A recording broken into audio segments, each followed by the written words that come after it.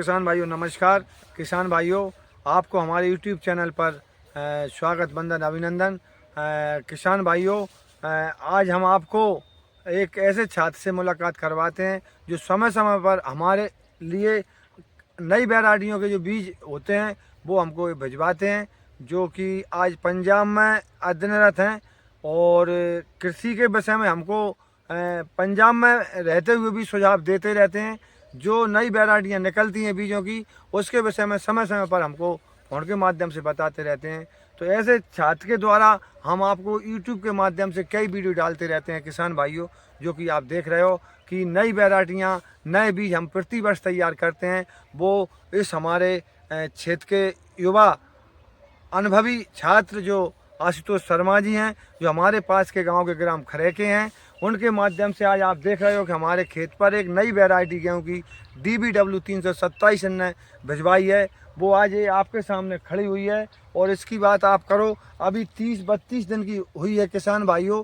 और ये वैरायटी का उत्पादन, इसमें कितना बीज लगता है, कितना खाद डालता है और ये कितने दिन में पक कर तैयार होती है, वो सारी चीज़ें हमारे आशीष शर्मा जी आपको बताएंगे।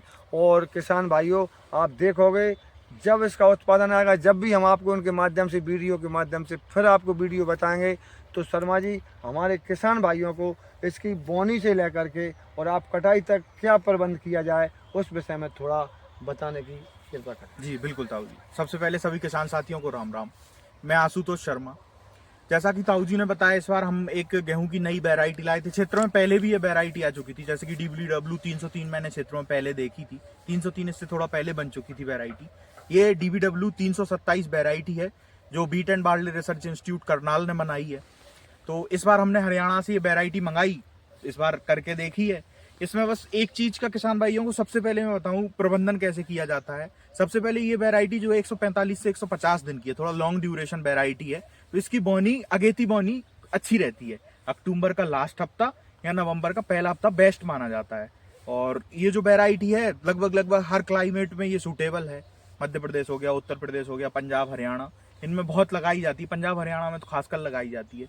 और जैसा कि आपने कहा उत्पादन, तो उत्पादन इस वैरायटी का जो रिसर्च में देखा गया है, लगभग 1 हेक्टेयर में 80 क्विंटल तक उत्पादन गया है। 1 हेक्टेयर यानी कि अपने यहाँ के 5 बीघा के लगभग। 5 बीघा के बराबर। अब जैसा कि आपने कहा खाद कितना डाला जाए, कब डाला जाए, तो खाद इसमें जैसे नाइट्रोजन तो हम किस्तों में देते हैं। नाइट्रोजन जैसे 3 किस्त नाइट्रोजन की दे दी। ठीक है। पहली किस्त दे दी हमने बोनी के समय, दूसरी पहले पानी के समय और तीसरी दूसरे पानी के समय। ठीक है। 4 से 5 पानी इसमें हमें देने होते हैं लगभग मौसम के अनुसार। जैसे इस बार अभी थोड़ा सा बारिश हो गई थी बीच में, तो फिर उस हिसाब से चेंज कर सकते हो आप। 4 से 5 पानी लगभग। अब जैसा कि आपने कहा कितना खाद देना है, खाद देने का सिस्टम ये है, जैसे रिकमेंडेशन जो डोज है, जैसे कि wheat and barley research institute Karnal ने बताया है कि इसको 150% RDF की जरूरत होती है। यानी कि जो नॉर्मल गेहूं है और DBW 327 इसमें ढेवड़ा खाद अपने को देना है। जैसे नॉर्मल गेहूं में आप दे रहे हो 100 किलो, तो इसमें आपको 150 किलो देना पड़ेगा, मतलब ढेवड़ा देना है। ठीक है। और ढेवड़े देने का, जैसे पिछले बार जिसमें हम खेत में अभी खड़े हैं, ये धान की फसल लगी थी, पिछली फसल जो थी, बिल्कुल आप देख रहे हो। हाँ, तो धान की फसल लगी थी। तो इसके कारण क्या है कि दोनों सेम सीरियल क्रॉप हो गई, दोनों अनाज वर्गीय फसलें हो गई। या फिर धान से पहले अगर मक्का भी लगी हुई थी, तो किसान भाइयों को 150% खाद इसमें देना ही पड़ेगा। यानी कि ढेवड़ा डोज देना ही पड़ेगा। जैसे यूरिया 100 किलो जहां दे रहे हो, वहां 150 देना ही पड़ेगा आपको। अगर पहले कोई दलहन या तिलहन थी, तो आप 125% डोज तक दे सकते हो, काम चल जाएगा आपका उससे भी। तो 150% डोज की बात हो गई। और दूसरी बात हुई माइक्रो न्यूट्रिएंट की, आपने मेरे से कहा। माइक्रो न्यूट्रिएंट ज्यादातर जैसे चमक के लिए और अच्छे ग्रोथ एंड डेवलपमेंट के लिए आप जिंक और सल्फर का उपयोग कर सकते हैं। या जिंक सल्फेट आती है, जैसे कि 33% वाली जिंक, 21% वाली जिंक सल्फेट आती है। आप दोनों का उपयोग कर सकते हो, पहले या दूसरे पानी में, जब आपका मन बने। वैसे दूसरे पानी में ज्यादा सही रहेगा। ठीक है। ह्यूमिक एसिड्स का आप उपयोग कर सकते हो। माइकोराइजा, बायो फर्टिलाइजर्स का किसान भाई एक चीज पे ध्यान दें, जैसे कि बायो फर्टिलाइजर्स आजकल मार्केट में प्रचार प्रसार भी अच्छा है और बहुत अच्छी चीज है, जैविक चीज है। उससे क्या होता है बायो फर्टिलाइजर्स से, कि जो आपके जमीन में सॉइल सॉल्यूशन में न्यूट्रिएंट है, उसकी मात्रा वो बढ़ा देगा प्लांट के लिए, पौधा के लिए। तो पौधा अच्छे से उस फर्टिलाइजर को उपयोग कर पाएगा। तो बायो फर्टिलाइजर किसान भाई अवश्य डालें खेत में अपने में, जिससे लागत हम कम कर सकें। लागत कम करने की बात हो रही है, बहुत महंगे भी नहीं है बायो फर्टिलाइजर। जैसे mycorrhiza based bio fertilisers market में है, फॉस्फोलाइजिंग सोलुबलाइजिंग बैक्टीरिया है, पीएसबी जिसे हम कहते हैं, पोटेशियम सोलुबलाइजिंग बैक्टीरिया भी नया आया अभी मार्केट में, तो इनका उपयोग किसान भाई अवश्य करके देखें। और बताइए ताऊ जी क्या जानना चाहते हैं? तो किसान भाइयों, आप जो देख रहे हो कि माइक्रो न्यूट्रिएंट्स के विषय में आशु भाई ने बताया है, वो सारी चीज़ें आपने वीडियो में सुनी होंगी, वो आप अवश्य डालें। और जो गेहूं की वैरायटी की बात है, आजकल मार्केट में कई प्रकार के जो बीज आ रहे हैं हमारे यहाँ, उन बीजों से थोड़ा समझ के या किसी समझदार व्यक्ति के माध्यम से ही अपने खेतों में बोनी करें, क्योंकि आज आप देख रहे हो कि लागत और मेहनत किसान की बराबर होती है और उत्पादन में कहीं ना कहीं अंतर हो जाता है। तो अच्छे लोगों से संपर्क में हमारा किसान रहे। और आप बीजों की बात करो तो मैं कई वर्षों से हमारे आशु भाई के माध्यम से पंजाब हरियाणा से जो बीज मंगाता हूँ, उसमें हमारा किसान 100% सफल रहा है। हमारे क्षेत्र के किसानों को भी हम देते हैं। तो इस बार ये नई वैरायटी हमने लगाई हुई है।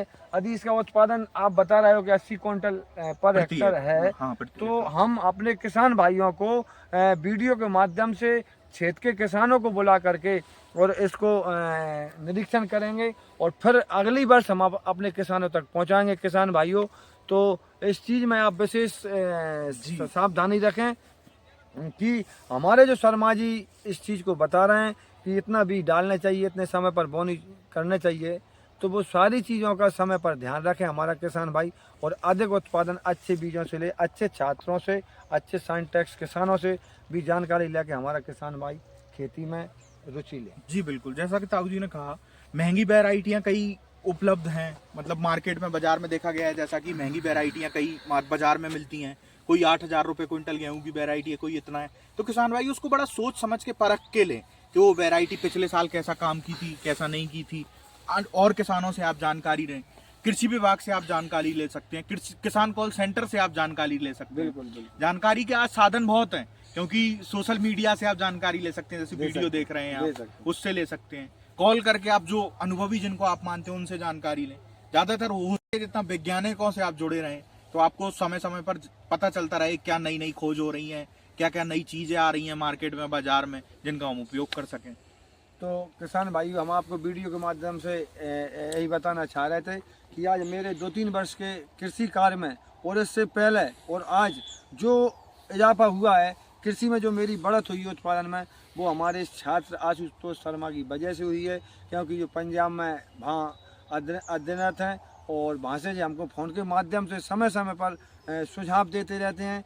वीडियो के माध्यम से मैं इनको फसलों की जानकारी देता रहता हूँ कि इनकी ये स्टेज है, इसमें क्या होना है, क्या डालना है, कब बोना है। वो सारी चीज़ें हमारे आशु भाई की बदौलत आज हम जो उत्पादन ले रहे हैं, उसके लिए मैं आशुतोष शर्मा को और इसके परिवार को बहुत बहुत धन्यवाद देता हूं। इससे क्या ये मुझको बताते हैं तो मैं क्षेत्र के 10 किसानों को और बताता हूं। और आज हमारे किसानों में जो खुशहाली हरियाली है, मैं हमारे इस आशुतोष शर्मा की वजह से ही कहूँगा किसान भाई। जी बिल्कुल, आपका बहुत बहुत धन्यवाद और सभी किसान भाइयों को नव वर्ष की हार्दिक शुभकामनाएं। आपका धन्यवाद।